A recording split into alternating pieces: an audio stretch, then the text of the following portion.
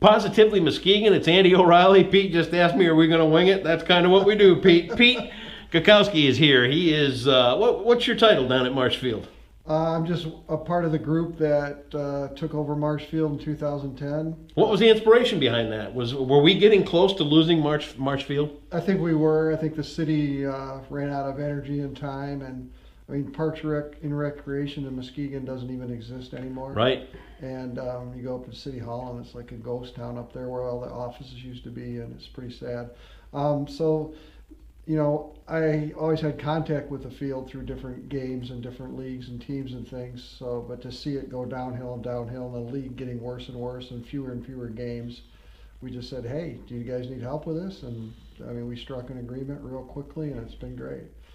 It's a 100-year anniversary. It is. For Marsh Field. And you know, people will go on, and they'll say that nothing lasts in Muskegon. Well, proof is right here that we've got a century into Marsh Field. And, you know, I did a little bit of digging ahead of the story. It's got a fascinating history at Marsh Field. It really does, yeah. I think I counted up there were 23 actual Hall of Famers that either played there or visited there over the years. A lot of this took place in the 20s, 30s, and 40s, sure. But still, it's pretty incredible when you look back at it. Some of the pictures, there's a really good article on MLive today that Mark Offerman wrote about the history, and there's a whole bunch of pictures, but it's pretty cool. But yeah, it's amazing. There's a picture of the Detroit Tigers. Really?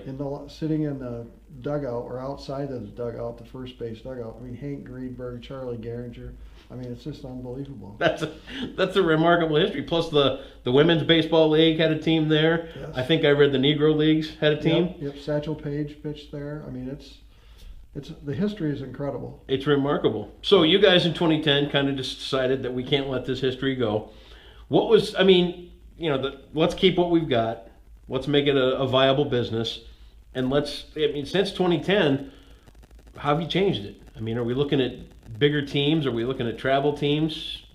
Well, I think the model that we came up with was we looked at the situation where we could generate some revenue to offset the cost of operating the field. The city was out of money; they didn't want to invest anymore, but they weren't really recognizing or realizing any income from the field. So we knew we could do that with the growth of travel teams and tournaments for youth and all that. So we kind of put that together where we had tournaments that could generate income. Muskegon High School plays there, so now we charge the parents to get into the games, and you know, they balk a little bit, but the money, every penny goes back into the ballpark. And it should. I mean, you know, things around here in Muskegon are really not that expensive to begin with. No. So if parents want to, you know, squawk about a couple bucks to get into to see the game, you know, that's kind of the whole idea that, you know, more shoulders make a lighter burden. So Absolutely. Pitch in and help. And that plus we talked to the city about, hey, can we use advertising? Can we use billboards and that sort of thing? So we went out to the community. We got some sponsors. Meyer's been a great sponsor. Very good.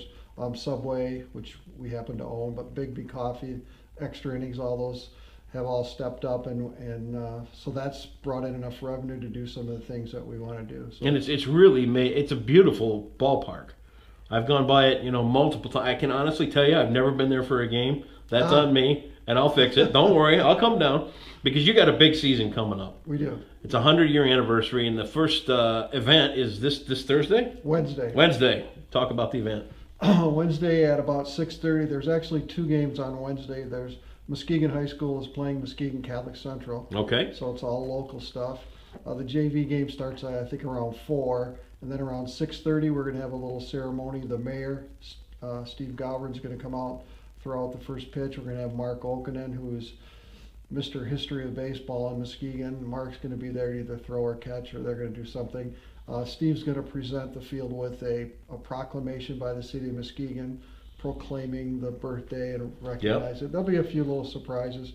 Tim Lipan's going to be on the PA system. Yeah, how does he do? Is he all right? He's he's very good. He's very good. I've been an announcer for a while too for a few things, Lipan.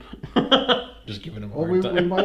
We might need a fill-in if he misses a day. I don't know if I could fill those shoes, man. He's pretty good. They are big. But when he does the Clipper games, he does a really good job. And I've had people come up to me when he wasn't there, where's Tim? Where's Tim? Right. No, Oh, yeah. I'm doing it or somebody else is doing it. Sure. Oh yeah, I know. I know the feeling. Trust me. So the Clippers play there on a regular basis. Tell me about the Clippers. The Clippers are a summer collegiate baseball team. We play in the Michigan Summer Collegiate League. Okay. There's 6 teams in the league from all over the state. What it is, it's guys that play collegiate baseball, similar to, I'm sure most people have heard of the Cape Cod League, where all the best college players go in the summertime to play. Well, collegiate baseball has grown to a large extent throughout the whole country over the past few years, and we're just taking part in that. And it's a lot of fun. We play about 15 home games. We've got players. We have local players. We have players from Grand Valley. We had some kids in from Slippery Rock University last year. So we bring people in from all over to play, and the community is really behind it. We've been drawing between 250, 300 people a game. No kidding. Yeah. And 2 years ago, we went and we got a beer license, which has never been done at Marsh Field. In its whole history, they've never sold beer there. No kidding. So with Muskegon and beer, it kind of matched up pretty well. Just a little. I mean that in a good way. Absolutely. But so it's been great. People have a lot of fun. We play some games in between innings. We have one game where we shoot these fish out of like a slingshot, and then the contestant has a net and he tries to catch it. Very cool. And if they catch it, they get a prize. So you got all kind. It's like any other baseball experience, but it's right here in Muskegon. Absolutely. Yeah. When do they start playing the Clippers? Our first game is the end of this month. Is it? Yeah, the 31st. Perfect.